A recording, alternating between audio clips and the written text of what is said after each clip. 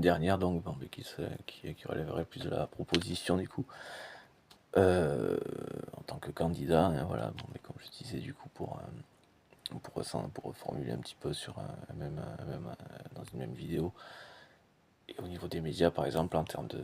protection des droits, hein, voilà, il y a quelqu'un qui par exemple passerait à travers les filtres, les évaluations psy, bon, voilà, qui empêcherait donc des personnalités type psychopathe, narcissique, d'accéder aux responsabilités en France, quoi,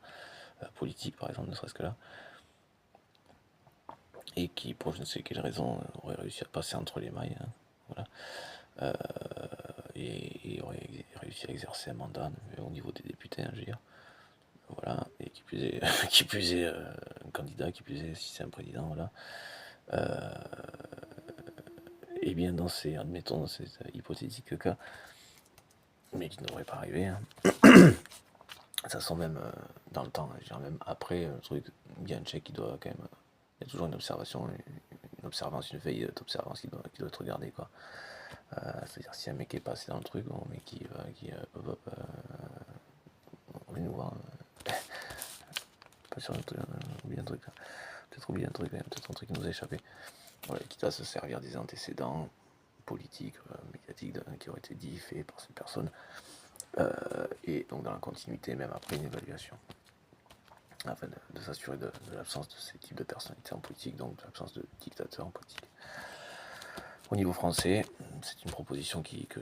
j'espère que j'aurai l'occasion de faire au niveau européen aussi, voilà. Et dans le cas donc du journalisme en tant que tel, effectivement,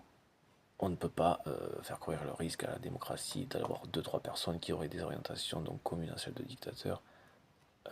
avoir autant de médias, d'être propriétaire d'autant de médias. Et qui plus est, de façon interdit de ne pas respecter la réalité des faits, donc il y a autant de poursuites judiciaires qui devraient déjà avoir lieu. Voilà, et je sais plus où j'en étais, j'ai oublié un truc, mais je pensais pas revenir dessus en fait. Et dans l'absolu, au niveau européen, les financements du journalisme, même au niveau français, au niveau des pays, devraient être faits par une enveloppe décidée, enfin, en fonction des besoins, de la réalité des besoins, impliquant l'investigation, devrait être donc redistribué par l'Union européenne,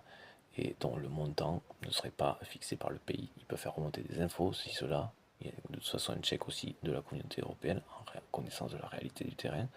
du pays concerné, qui donc le montant est décidé, le pays le verse à l'UE, et l'UE le reverse à l'entité journalistique, étatique journalistique indépendante. Donc